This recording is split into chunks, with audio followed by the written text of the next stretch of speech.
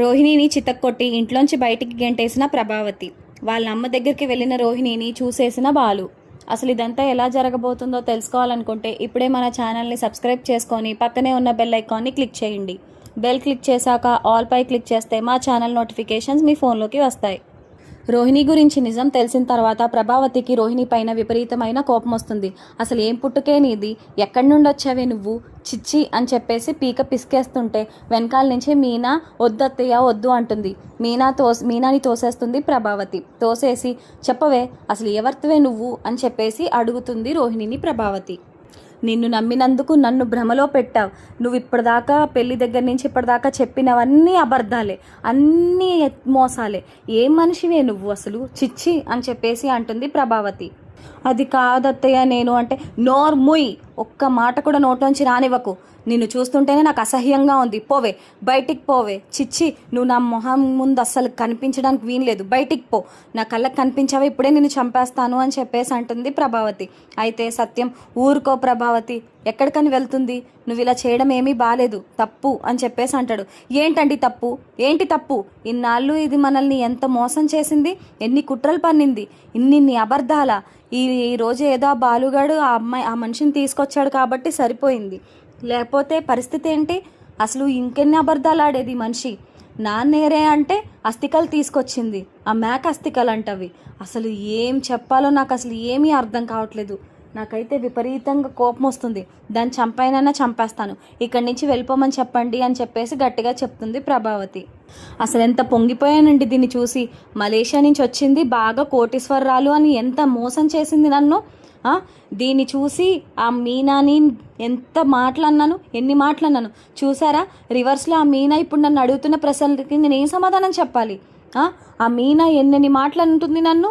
ఇప్పుడు చెప్పండి అత్తయ్య, నేనైతే ఎవరిని మోసం చేసి బతకలేదు, ఎవరిని ఏమీ అనలేదు అని మాటలు బోల్డ్ అంటుంది. నాకంటూ ఒక పుట్టుక ఏంటో అన్నీ ఉన్నాయి. మరి తినకి ఏదో నెత్తినేసుకుని మాట్లాడారు కదా మీ పెద్ద కోడల్ని, ఇప్పుడు చెప్పండి అని అడుగుతుంది. దానికి నేను ఏం సమాధానం చెప్పాలి అని అడుగుతుంది ప్రభావతి. నువ్వే గనక ఇంట్లో ఉంటే ఇంకెన్ని అబద్ధాలు, ఏకంగా నన్నే చంపేస్తావేమో, ఎవరికి తెలుసు అని అంటే, అయ్యో అత్తయ్యాలు అనకండి అంటే, నువ్వు నోర్ముయి, నువ్వు అసలు ఒక్క ముక్క కూడా మాట్లాడడానికి గ్రీన్ లేదని చెప్తున్నానా అని కసురుతుంది రోహిణిని ప్రభావతి. ఏం మనిషివే నువ్వు, వాడెవన్నో తీసుకొచ్చి మా మావయ్య అని చెప్పి ఒక కథలేసి ఇంటికి వచ్చి ఎన్నెన్ని నాటకాలు ఆడావు అసలు నువ్వు. ఏదో పెద్ద గొప్పింటి కోడల్లాగా ఏదో బిల్డప్ ఇచ్చి పని కూడా ముట్టుకునేదానివి కాదు నువ్వు. అసలు నిన్ను చూస్తుంటేనే ఒళ్ళంతా కంపరంగా ఉంది. నాకు అసలు ఎంత అవమానం జరిగిందో. ఏనాడు కూడా ఇలాంటి కనివిని ఎరగనివన్నీ నా జీవితంలోనే చూస్తున్నాను. ఇంత దారుణమైన మనుషులు కూడా ఉంటారా? ఛీ, అయ్య బాబోయ్, నా మీద నాకే చిరాకు వస్తుంది అసలు ఎలా నమ్మానా అని. ఏం మనిషివో నువ్వు అనుకుంటూ మనోజ్ వైపు చూసి ప్రభావతి, రే నీకు ఇదంతా తెలిసే నువ్వు కూడా నాటకాలు ఆడావా అని అడుగుతుంది మనోజ్ని. అమ్మా ఊరుకో అమ్మా, నాకు అసలు ఏమీ తెలీదు, ఇవాళ తెలిసిన తర్వాత ఏంటిదంతా అని చెప్పేసి ఆశ్చర్యపోతున్నాను, నువ్వు నన్ను అంటావేంటమ్మా అని చెప్పేసి అంటాడు మనోజ్. అసలు నాకు ఒకటి అర్థం కావట్లేదు, ఇన్నిన్ని అబద్ధాలు ఆడావు, ఎంత చక్కగా మేనేజ్ చేసావు, అంత ఎక్స్పీరియన్సా నీకు మోసం చేయడంలో అని చెప్పేసి అడుగుతుంది ప్రభావతి రోహిణిని. అప్పుడు రోహిణి, అలా ఏం లేదు అత్తయ్య అంటే, అసలు నిన్ను నమ్మి నా ముఖం నేనే అని ఉమ్మూసుకోవాలి, నా కంటిని నా వేలుతోనే పొడుచుకునేలా చేసావంటే అప్పుడు రోహిణి, లేదత్తయ్య అలా ఏం కాదంటే, నువ్వు మాట్లాడకే అని విపరీతంగా కొడుతుంది రోహిణిని ప్రభావతి. అసలు నీకు ఇంత జరిగినా సరే నోట్లోంచి మాట ఎలా వస్తుంది, సిగ్గుందా అసలు నీకు మాట్లాడడానికి అని మళ్ళీ కొడుతుంది ప్రభావతి రోహిణిని. అయినా నీతో మాట్లాడుతున్నాను చూడు, నువ్వు నిజంగా ఒక పామువే, ఎంత సాధినా సరే విషం కక్కుతో లేదంటే కాటు వేస్తావు. ఛీ, ఏ మనిషివే నువ్వు అంటుంది ప్రభావతి రోహిణిని. నువ్వు చేసే పని ఏమంటారో చెప్పనా? ద్రోహం, నమ్మక ద్రోహం అంటారు. అది చేసిన వాళ్ళని కనీసం ముఖం కూడా ఎవరు చూడరు, తెలుసా నీకు? అసలు నిన్ను నమ్మింది నాకు బుద్ధి లేదు అసలు, చిచ్చి అని చెప్పేసి అంటుంది ప్రభావతి. ఒకవైపు మనోజ్ ఏమో సోఫాలో కూర్చుండిపోయి బుర్ర పట్టుకొని ఉంటాడు. అసలు ఇదంతా ఎందుకు ఇలా చేసింది, పిచ్చేమైనా పట్టిందా దీనికి అన్నట్టుగా. ఒకవైపు ప్రభావతి రోహిణితో అంటుంది, అసలు నిన్ను ఎంతలా పొగిడానో తెలుసా అందరి ముందు. నా కోడలు రోహిణి అంటే ఎంత ఎత్తులో ఉంటుందో తెలుసా, ఎంత చక్కగా ఉంటుందో తెలుసా అని ఎంత పొగిడానో తెలుసా. ఊరంతా పొగిడి చెప్పేదాన్ని. ఆఖరికి ఇందాక పెళ్ళిలో కూడా ఆ పూలు అమ్ముకునే దానికంటే నిన్నే ఎక్కువగా పిచ్చిగా పొగిడాను. దాన్ని అసలు ఏ మాట అనలేదు. అది నాకు ఎన్ని సేవలు చేస్తుందో అయినా సరే దాన్ని అసలు పొగడ్ను నేను.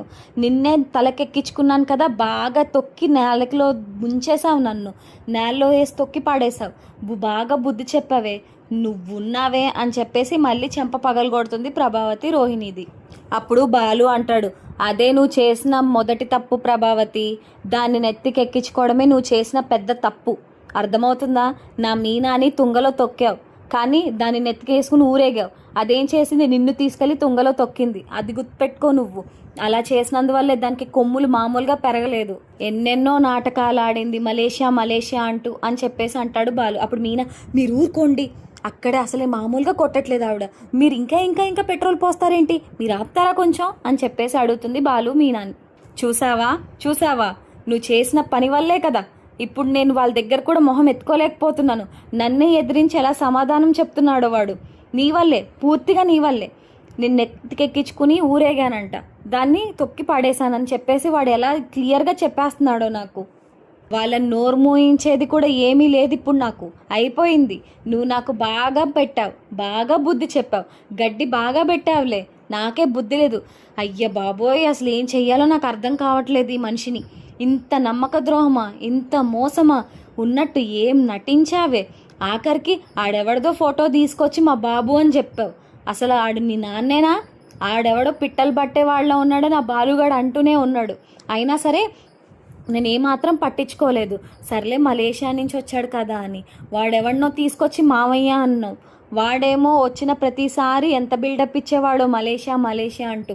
మీ బాబు సంగతి వచ్చిన ప్రతిసారి కూడా ఒక్క మాట కూడా మాట్లాడకుండా ఏదో రకమైన నాటకం ఆడేదానివి. ఏం తెలివేనిది అని చెప్పేసి అంటుంది ప్రభావతి రోహిణిని. సత్యం, ఊరుకో ప్రభా, అంతలా బీపీ తెచ్చుకోకు, కొట్టకు, వదిలేసేయి అని చెప్పేసి అంటాడు. మీ అంత దయాగుణం నాకు లేదండి. ఎంత మంచిగా చూసుకున్నాను దీన్ని, ఎంత ప్రేమగా పెట్టుకుని చూసుకున్నాను. అసలు ఏమైంది ఇప్పుడు? అంత దారుణంగా ఎవరైనా అబద్ధాలు ఆడతారా? ఒక మనిషిని అంత మోసం ఎవరైనా చేస్తారా? చూడండి ఎన్నెన్ని అబద్ధాలు ఆడిందో, ఎంత మోసం చేసిందో. ఏం చెప్పాలి దీనికి, చెప్పండి మీరే. అసలు ఎంత బాధగా ఉందో తెలుసా నాకు. ఏం చెప్పమంటారు? ఇదంతా బాధతో వచ్చిన కోపం తెలుసా మీకు. అంటే నెత్తిని పెట్టుకుంటే ఇంత దారుణంగా తుంగలో తొక్కుతారని ఏనాడు అనుకోలేదండి. ఇంత దారుణమైన మనిషి ఈ పిల్ల. ఛీ, ఎక్కడి నుంచి వచ్చింది, ఏంటి, ఏ పుట్టుక సంగతి ఏది తెలీదు. ఆఖరికి ఇప్పుడేమో ఆ బాలుగాడు చూడలా చెప్తున్నాడు. తర్వాత రేపు పొద్దున బయటకు వెళ్ళినప్పుడు నీ పెద్ద కోళ్ళు ఇలా చేసిందంట కదా అంటే నా మొహం నేను ఎక్కడెత్తుకోవాలి చెప్పండి. చెప్పండి, మీరే చెప్పండి అని చెప్పేసి అంటుంది ప్రభావతి సత్యంతో. అసలు నా గురించి వదిలేసే, పాపం మా మనోజ్ గడు ఏం చేశాడు, వాడికి ఎందుకు నిజం చెప్పలేదు? ఇన్నాళ్ళు ఒక పావులా వాడుకున్నావా వాడిని? వాడెంత పిచ్చోడు కాకపోతే నువ్వు చెప్పిన ప్రతిదీ నమ్మాడు. ఆఖరికి నా భర్త డబ్బు అలా చేసినా సరే మేము నిన్నేమీ మాట్లాడలేదు. అలాంటిది ఇప్పుడు ఇంత దారుణమైన నిజం తెలిసిన తర్వాత అసలు నేను ఎలా వదలాలి? అసలు నేను నాకు అర్థం కావట్లేదు. ఇంత దారుణమైన మోసమా, ఛీ. అప్పుడు రోహిణి, ప్లీజ్ అత్తయ్య, నేనేమి ఇది కావాలని చేయలేదు అంటే, ఇంకోసారి మళ్ళీ మోసం చేసేసి మమ్మల్ని ఇంకా ఎర్రిపప్పల్ని చేద్దాం అనుకుంటున్నావా నువ్వు అని చెప్పేసి అంటుంది ప్రభావతి. ఇంకొకసారి నోరు తెరిచావంటే మూతి మీద వాత పెట్టేస్తాను. నోరు మూసుకొని ఇంట్లోంచి బయటికి పో అని చెప్తున్నాను, బయటికి పో అని చెప్పేసి అరుస్తుంది ప్రభావతి. అత్తయ్య ప్లీజ్ అత్తయ్య, నాకంటూ ఎవరున్నారు, మీరే కదా అని చెప్పేసి అంటుంది. ఎవరే నీకు అత్తయ్య? నీకు పుట్టుకేంటో తెలీదు, నువ్వెక్కడ పెరిగావో తెలీదు, అసలు నువ్వు ఎలాంటి దానివో కూడా తెలీదు. అలాంటిది నిన్ను తీసుకొచ్చి ఇంట్లో పెట్టుకున్నాం, తల మీద పెట్టుకొని చూసుకున్నాం. అయినా సరే ఒక్క కనికరం లేకుండా ఇంత దారుణాన్ని కొడిగట్టావు. అసలు నిన్ను ఏమనాలి చెప్పు? నాకు అసలు బుద్ధే లేదు. నీలాంటి దాన్ని నేను అసలు ఎలా నమ్మాను? పాపం ఆ పిచ్చి చూడు ఎలా చూస్తుందో ఇటువైపు. దాన్ని నేను అసలు ముఖం కూడా సరిగా చూడను. అలాంటిది అది అత్తయ్య అంటూ వెనకాలే తిరుగుతూ ఉంటుంది. దాన్నే నేను పట్టించుకోలేదు. ఇంత దారుణమైన మోసం ఎలా చేస్తావు నువ్వు? అసలు ఎన్ని నాటకాలు ఆడుతావు? అసలు బుద్ధి ఏమైనా ఉందా నీకు? ఛీ అని చెప్పేసి అంటుంది ప్రభావతి. అప్పుడు రోహిణి మనోజ్ దగ్గరికి వెళ్తూ ఉంటుంది. మనోజ్ ప్లీజ్ మనోజ్, నువ్వైనా నేను చెప్పే మాటలు విను అని చెప్పేసి అనగానే ప్రభావతి, మళ్ళీ ఎక్కడికే, వాడిని ఇంకోసారి మోసం చేద్దామనా? నీకు నేనేం చెప్తున్నాను, నా మాట ఖచ్చితంగా వినాల్సింది. ఇంట్లోంచి బయటికి పోతావా లేదా అని చెప్పేసి అడుగుతుంది ప్రభావతి. నిన్ను నమ్మినందుకు మా అందరికీ బాగా చూపించావు, చాలు ఇంకా చాలు. ఈ ఇల్లు ఇంకొకసారి కూడా మోసాన్ని భరించలేదు. నువ్వు ఇక్కడి నుంచి వెళ్ళిపోతావా లేదా అని చెప్పేసి జుట్టు పట్టుకొని బయటికి గెంటేస్తుంది ప్రభావతి రోహిణిని. అయితే రోహిణి కాలు పట్టుకుని బ్రతిమాలుతుంది, కానీ ప్రభావతి మాత్రం మాత్రం కనికరించదు. నిన్ను నమ్మి నాళ్ళు ఏం మోసపోయామో నాకు అర్థమవుతుంది అని చెప్పేసి అంటుంది. కానీ సత్యం మాత్రం ఎటన్ వెళ్తుంది ప్రభా, తనకంటూ ఎవరు లేరు కదా, వదిలేసే, ఇంకా మనం తన్నేమీ ఎక్కువ చేసి మాట్లాడద్దులే, నువ్వేమీ మాట్లాడకుండా లోపలికి తీసుకురా ప్రభా అని చెప్పేసి అంటాడు సత్యం. మీరు ఆగండి, మీ అంత దయాగుణం నాకు లేదని నేను ఆల్రెడీ చెప్పాను. అసలు దీన్ని పొజిషన్ ఇంట్లో కానే కాదు, అసలు ఇది ఇంట్లోకి అడుగే పెట్టకూడదు, ఇంట్లో బయటే ఉండాలి, అసలు బయటే ఏడవాలి, పోవే, ఎక్కడికి పోతావో పో అని చెప్పేసి రోహిణి బ్యాగ్ అన్ని వస్తువులు ఇసిరేస్తుంది బయటికి. ఇంకొకసారి మళ్ళీ నీ ముఖం నాకు కనిపించిందంటే అక్కడే నేను చంపేసి నేను జైలుకి పోతాను. నువ్వు మాత్రం నా మనోజ్ దగ్గరికి కానీ నా కుటుంబం దగ్గరికి కానీ రావడానికి వీల్లేదు.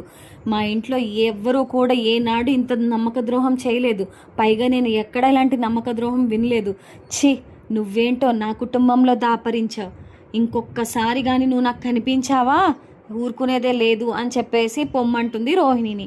రోహిణి ఏమో ఏడుస్తూ అత్తయ్య ప్లీజ్ అత్తయ్య, అత్తయ్య ప్లీజ్ అత్తయ్య అని బ్రతిమాలుతూ ఉంటుంది. కానీ ప్రభావతి కనికరించకుండా డోర్ వేసేస్తుంది. అయితే రోహిణి అవి సర్దుకొని వాళ్ళ అమ్మ ఇంటికి బాట పడుతుంది. ప్రయాణం బాట పట్టేసిన తర్వాత ప్రభావతి లోపల కూర్చొని ఏడుస్తూ బుర్ర బాదుకుంటూ ఉంటుంది. ఏం జరుగుతుందండి, నాకు అసలు ఏం అర్థం కావట్లేదు. నా మనోజ్ పరిస్థితి ఏంటి ఇప్పుడు? పాపం వాడేం తప్పు చేశాడు, పిచ్చోడు, అమాయకంగా దాన్ని నమ్మి ఇన్నాళ్ళు దాని వెనకాలే తిరిగాడు. అదెంత మాయ మాటలు చెప్పకపోతే పాపం వీడు అంత దారుణంగా దాన్ని నమ్ముతాడు. పాపం ఏనాడు కూడా వాడు ఎవరికీ హాని తలపెట్టలేదు కదా, ఎందుకని ఇంత దారుణమైన తప్పు వాడి విషయంలో జరిగింది అని అన్నప్పుడు బాలు మనోజ్ ఇద్దరు ముఖం చూసుకుంటారు. కానీ బాలు ఏమాత్రం మాట్లాడు. తర్వాత మీనా అంటుంది, ఊరుకోండి అత్తయ్య, ఏడవకండి అని చెప్పేసి అంటుంది. ఇంకేం ఏడవకండి, ఇంత దారుణమైన ఘోరం జరిగిన తర్వాత ఇంకేం ఏడవకండి అంటావు? నాకేం చేయాలో పాల్పోవట్లేదు, ఇంత దారుణమైన మోసం ఎవరైనా చేస్తారా ఏంటండి ఇది అని చెప్పేసి అంటుంది ప్రభావతి. అప్పుడు శృతి, ఊరుకోండి ఆంటీ, ఇప్పటికైనా నిజమేంటో తెలిసింది కదా, మీరంతలా ఏడవకండి, సరే నేను ఉండండి వాటర్ తీసుకొస్తాను మీకు అని చెప్పేసి శృతి కిచెన్లోకి వెళ్ళి వాటర్ తీసుకొస్తుంది. అలాగే మనోజ్కి కూడా ఇస్తుంది. ఇద్దరు కొన్ని నీళ్ళు తాగి, నాకు చాలా బాధగా ఉందండి, ఆ దరిద్రపు గొట్టది ఇంట్లోంచి వెళ్ళిపోయింది, సరే కానీ వీడి పరిస్థితి ఏంటి, పాపం ఏమనాలి, బయట వీధిలో వాళ్ళ దగ్గర ఏం చెప్పాలి, మీ కోడలు కనిపించట్లేదేంటి అని. మీరు నెత్తికెక్కి పెట్టుకున్నారు కదా కోడల్ని, నెత్తి మీద పెట్టుకొని మరీ చూసుకుంటారు మీ పెద్ద కోడల్ని, ఏమైపోయిందంటే ఏం చెప్పాలి సమాధానం? నాకు దానిలా నాటకాలు ఆడడం చేత కాదే, ఏం చెప్పాలో కూడా అర్థం కావట్లేదండి, నాకు తలకే బాగా నొప్పి వస్తుంది, అసలు ఏం చెయ్యాలో కూడా అర్థం కావట్లేదని విపరీతంగా ఏడుస్తుంది ప్రభావతి. అప్పుడు మనోజ్, అమ్మ నాకైతే ఏం చేస్తున్నాను నాకే అర్థం కావట్లేదమ్మా, ఏంటమ్మా ఇదంతా అని చెప్పేసి మనోజ్ విపరీతంగా ఏడుస్తూ తన రూమ్లోకి వెళ్ళిపోతాడు. అయితే శృతి అంటుంది, రవి అందరూ చాలా డిసప్పాయింటింగ్గా ఉన్నారు, అస్సలు బాగాలేదు ఇక్కడ పరిస్థితి, నువ్వైనా కొంచెం మీ మమ్మీకి ఏదైనా సరే మాటలు చెప్పు, మంచిగా ఉండు, ఏదో ఒకటి చెప్పి తన్ని ఓదార్చు అని చెప్పేసి అంటుంది శృతి. అప్పుడు రవి, అమ్మ ఇప్పటిదాకా జరిగిందేదో జరిగిపోయింది, ఇప్పటికైనా విషయం ఏంటో తెలిసింది కదా, వదిలేసే, తను వెళ్ళిపోయింది కదా ఇంట్లోంచి బయటికి, ముందు మనం ఏం చేయాలనేది ఆలోచిద్దాం. తను ఇంట్లోంచి బయటికి వెళ్ళిపోయింది కాబట్టి ఇంక అసలు ఏ ప్రాబ్లం లేదు కదా, మన అన్నయ్యకి మంచిగా ఏదో ఒక సంబంధం చూసి తర్వాత అయినా పెళ్లి చేయొచ్చు, వాడు కుదిటి పడతాడులే ఖచ్చితంగా, నువ్వు ఏమీ ఆలోచించకమ్మా, మంచి ఫ్రాడ్ ఇంట్లోంచి వెళ్ళిపోయిందని చెప్పేసి మనం సంతోషించాలి, తన గుట్టు ఇప్పటికైనా బయటపడిందని ఆనందపడాలి, నువ్వు అంతలా బాధపడకమ్మా ప్లీజ్. బాలు అన్నయ్య, నిజంగా మీరు చేసింది మామూలు పని కాదు, చాలా మంచి పని చేశారు, మీ ఇద్దరు నిజంగా ఎంత మంచి వాళ్ళు అన్నయ్య, వదిన నువ్వైతే చాలా గ్రేట్, అసలు ఇలాంటి పనులన్నీ ఇలా జరిగింది ఇదంతా చేసింది అంటే నిజంగా చాలా దారుణంగా ఉంది, కానీ మీ ఇద్దరు తన గుట్టు బయట పెట్టారు, అంతకు మించి కావాల్సింది ఏముంది, ఇలాగే మీరు ఎప్పుడు చక్కగా ఉండాలి. థ్యాంక్స్ అన్నయ్య, తన గుట్టిప్పటికైనా బయటకి విప్పినందుకు. పోన్లే, ఏదో ఒకటి జరిగితే జరిగింది. అమ్మ నువ్వు వెళ్ళు, రూమ్లో రెస్ట్ తీసుకో. వదిన కొంచెం ప్రిపేర్ చేయండి, శృతి నేను హెల్ప్ చేస్తాంలే, వంట మేము చేస్తాము, ఏం పర్వాలేదు, మీ షేక్ కూడా దెబ్బ తగిలింది కదా అని చెప్పేసి అంటాడు రవి. ఏం పర్లేదు రవి, ఏదో రకంగా నేను కలుపుతానులే అనగానే బాలు, నువ్వు ఉండు మీనా, నువ్వు వెళ్ళు, నువ్వు రూమ్లోకి వెళ్ళి రెస్ట్ తీసుకో, నేను బాలు శృతి ముగ్గురం ఏదో రకంగా చేస్తాంలే వంట అని చెప్పేసి అంటారు. ఏం వంటరా, ఆకలి సస్తేనే కదా, ఛీ ఏంటో ఈ సంతంతా అని చెప్పేసి ఏడుస్తూ తన రూమ్లోకి వెళ్ళిపోతుంది ప్రభావతి. అయితే సత్యం, ఒరే ఉండండిరా పాప, మా అమ్మని ఓదారుస్తాను, చాలా బాధపడినట్టుంది, ఇదంతా మోసమని తెలిసి, నేను అమ్మ దగ్గర ఉంటాను, మీరు కొంచెమైనా ఎంతో కొంత తింటది, ఏం పర్వాలేదు, కొంచెం వండి పెట్టండిరా అని చెప్పేసి పైకి వెళ్ళిపోతాడు. అయితే రవి, శృతి అలాగే బాలు, మీనా నలుగురు కూడా కిచెన్లో ఉంటారు. మీనా మాత్రం కూర్చొని నేను చెప్తానండి, నేనేం పడుకోను, రెస్ట్ తీసుకొని నేను చెప్తాను, మీరు చేద్దురు కానీ అంటుంది. ఎందుకు మీనా, మరి రవిగాడు లేడా, వాడే మంచి చెఫ్, మళ్ళీ నువ్వు చెప్పడం ఎందుకు, ఈ పూటకి నీకు రెస్ట్, వెళ్ళిపో, వెళ్ళి చక్కగా పైన రెస్ట్ తీసుకో అని చెప్పేసి అంటాడు బాలు. లేదండి పర్వాలేదు అని చెప్పేసి అంటుంది మీనా. సర్లే మీనా, నీకెవరు చెప్తారులే అని చెప్పేసి వంట చేస్తూ ఉంటారు. ఈలోపు బాలుకి ఫోన్ వస్తుంది. రే బాలు, ఒకసారి అర్జెంటుగా వస్తావా, కొంచెం ఇక్కడ కస్టమర్స్తో మాట్లాడే పని ఉంది, బయట వెయిట్ చేస్తున్నాను నేను రోడ్ పైన, నువ్వు రావా అని చెప్పేసి ఫోన్ వస్తుంది బాలుకి. అబ్బా కరెక్ట్ టైంకి ఫోన్ వచ్చింది, ఏం చేయమంటారా, నా భార్యకి చేతికి గాయమైంది, ఒక పెద్ద మ్యాటర్ జరిగి చేతికి గాయమైతే తన బదులు మేము హెల్ప్ చేస్తున్నాం రా వంటకి, ఇప్పుడు నేను రాలేకపోతాను సురేష్, ఏం చేయను అని చెప్పేసి అంటాడు బాలు. అయితే అప్పుడు రవి అంటాడు, ఏం పర్వాలేదు అన్నయ్య, నేను ఉన్నాను కదా, నేను చేస్తానులే, ఏం పర్వాలేదు, నువ్వు వెళ్ళిరా అని చెప్పేసి అంటాడు. అప్పుడు మీనా, నేను కూడా ఇక్కడే కదండి ఉన్నాను, ఏం పర్వాలేదు, మీరు వెళ్ళిరండి, అక్కడ పని అయిపోయాక వెంటనే వచ్చేయండి ఇంటికి, దాందే ఉంది, ఎంతసేపు ఉంటారేంటి అని చెప్పేసి అంటుంది. అబ్బా మీలాంటి వాళ్ళు ఉండబట్టే నాకు ఎంత ప్రశాంతంగా ఉందో అనగానే శృతి, నిన్ను కూడా టార్చర్ పెట్టమంటావా బాలు అని అడిగి నవ్వుతుంది. ముగ్గురు నవ్వుకుంటారు. చాలా బాగుంది, ఇప్పుడు ఈ డబ్బుడమ్మ మొదలు పెట్టిందా, మొన్నటిదాకా పార్లర్ అమ్మ, ఇప్పుడేమో ఈ డబ్బుడమ్మ, సరిపోయారు నాకు అని చెప్పేసి అక్కడ నుండి బాలు బయటికి వెళ్ళిపోతాడు. బాలు తన కార్ తీసుకొని అక్కడ నుండి వెళ్తాడు సురేష్ దగ్గరికి. వెళ్ళే దారిలో రోహిణి సుగుణమ్మ వాళ్ళ ఇంటి వైపు వెళ్తుంది. ఈ పార్లర్ అమ్మ ఏంటి ఇక్కడ ఏం చేస్తుంది, ఇలా నడుచుకుంటూ వస్తుంది ఏంటి అని చెప్పేసి ఒక పక్కకి కారు ఆపేసి బాలు చూస్తూ ఉంటాడు. అయితే రోహిణి ఏడుస్తూ, విపరీతంగా ఏడుస్తూ అలా నడుచుకుంటూ ఏదో ఆలోచించుకుంటూ సుగుణమ్మ ఇంటికి వెళ్తుంది. సుగుణమ్మ ఇంటికి వెళ్ళి ఆ గేట్ కొడుతుంది. అప్పుడు బాలు చూసి, ఏంటి సుగుణమ్మ ఇంటికి వచ్చింది, వీళ్ళిల్లు ఇదే కదా తెలుసు నాకు, ఈవిడొచ్చిందేంటి బయటికి, అసలు బయటికి రావాల్సిన అవసరం ఉంది, ఈవిడింటికి తినేందుకు వెళ్ళింది అంటే, ఇంకా ఏవైనా తెలియకుండా జరుగుతున్నాయా మా దగ్గర, ఇంకా ఏమైనా దాచిందా ఈ పార్లర్ అమ్మ మన దగ్గర అని చెప్పేసి ఆలోచిస్తూ ఉంటాడు. సుగుణమ్మ, ఏమైందమ్మా రోహిణి, ఏంటి దెబ్బలు, ఆ చెంపలేంటి ఎర్రగా వాసిపోయాయి, ఏం జరిగిందమ్మా అని చెప్పేసి అంటుంది. ఆ ఇంట్లో నుండి నన్ను బయటికి గెంటేశారమ్మా అని చెప్పేసి అంటుంది రోహిణి. ఏంటి, ఈవిడ అమ్మ అవుతుందా సుగుణమ్మ, ఈవిడికి అమ్మ, మా పార్లర్ అమ్మకి అమ్మ అంటే ఏం జరుగుతుంది అసలు అని చెప్పేసి బాలు షాక్లో ఉండిపోతాడు. అయితే సరే రమ్మా, నువ్వు లోపలికి పద, నేను తీసుకెళ్తాను, లోపలికి పద అని చెప్పేసి సుగుణమ్మ దగ్గర రోహిణి వెళ్తుంది లోపలికి. అయితే బాలుకి ఏమీ అర్థం కాదు, అసలు ఏం జరుగుతుంది ఇక్కడ, ఎందుకు అన్నీ నాకంటే పడతా ఉంటాయి, అసలు సుగుణమ్మ రోహిణికి అమ్మేంటి అంటే ఏం జరుగుతున్నట్టు, మాకు ఇంకా తెలియాల్సింది ఏమైనా ఉందా, చెప్తాను, ఈ పార్లర్ అమ్మ పని ఏంటో నేను చూస్తాను, తెలియకుండా చాలా చాలా నాటకాలు ఆడేసింది, ఇప్పుడు కూడా ఇలాంటి నాటకం ఆడుతుంది, ఏదో గూడు పుటాని జరుగుతుంది, ఇంకా బయట పెట్టాలి, ఖచ్చితంగా ఏదో జరుగుతుంది అని చెప్పేసి అనుకుంటాడు బాలు. అయితే బాలు ఇంటికి వచ్చిన తర్వాత ముఖం చూస్తుంది మీనా. అదేంటి డల్గా ఉన్నారు, ఏమైందండి అని అడుగుతుంది. ఏం చెప్పమంటావు మీనా, అమ్మ నాన్న అందరూ భోంచేశారా అంటే, కొంచెం తినేసారండి, కొంచెం తిని వెళ్ళిపోయారు అత్తయ్య, కానీ రవి శృతి తినేసి వాళ్ళ రూమ్లోకి వెళ్ళిపోయారు, నేను మీకోసం వెయిట్ చేస్తున్నానండి అంటుంది. అసలు ఏం జరిగిందండి, ముఖం ఎందుకు అలా దిగాలుగా పెట్టారు, ఎవరేమన్నారు మళ్ళీ అని చెప్పేసి అంటే, నాకు ఇంకో విషయం తెలిసింది మీనా అని చెప్పేసి అంటున్నాడు బాలు. అప్పుడు మీనా, ఏం విషయం అండి అని అడుగుతుంది. అదే మీనా, రోహిణి, అదే ఆ పార్లర్ అమ్మ, వాళ్ళ అమ్మ ఎవరో కాదు సుగుణమ్మ, తెలుసు కదా నీకు స్కూల్ దగ్గర గట్ట చూపించాను కదా ఆవిడే అని చెప్పేసి అనేసరికి ఏం మాట్లాడుతున్నారండి మీరు? మళ్ళీ ఇంకో షాకా? అసలు ఆ సుగుణమ్మ గారు ఈవిడికి తల్లేంటండి? అంటే ఇంకా ఏదైనా జరుగుతుందా మనకు తెలియకుండా అని చెప్పేసి అంటుంది మీనా. అప్పుడు నేను అదే ఆలోచిస్తున్నాను మీనా, అసలు ఇంత దారుణంగా ఈవిడ ఎంత దారుణమైన అబద్ధాలు, ఇన్నిన్ని మోసాలు, ఇది మళ్ళీ మా అమ్మకు తెలిసిందంటే ఇంకా దారుణంగా తిడుతుంది దాన్ని. అసలు ఇన్నిన్ని జరుగుతున్నాయి, ఏం చేయాలో నాకు అర్థం కావట్లేదు, నా బుర్ర పోతుంది. సరే మీనా అన్నం పెట్టు, లోపలికి వెళ్ళి కాసేపు నిద్రపోవాలి, నా బుర్ర అయితే పని చేయట్లేదు అని చెప్పేసి అంటాడు బాలు. అయితే మీనా బాలుకి అన్నం పెట్టుకొని వస్తుంది. బాలు భోంచేసేసి తన రూమ్కి వెళ్ళిపోతాడు. మీనా మాత్రం ఆలోచిస్తూ ఉంటుంది. అంటే సుగుణమ్మ గారి దగ్గరికి వెళ్ళి ఈ విషయం ఏంటో కనుక్కోవాలా? అసలు ఈ విద్యకి ఇవన్నీ తెలుసా?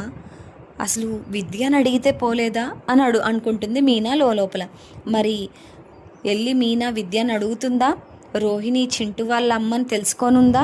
ముందు ముందు ఏం జరగబోతుందో తెలుసుకోవాలనుకుంటే ఇప్పుడే మన ఛానల్ని సబ్స్క్రైబ్ చేసుకొని పక్కనే ఉన్న బెల్ ఐకాన్ని క్లిక్ చేయండి. బెల్ క్లిక్ చేశాక ఆల్ పైన క్లిక్ చేస్తే మా ఛానల్ నోటిఫికేషన్స్ మీ ఫోన్లోకి వస్తాయి. Thank you so much for watching.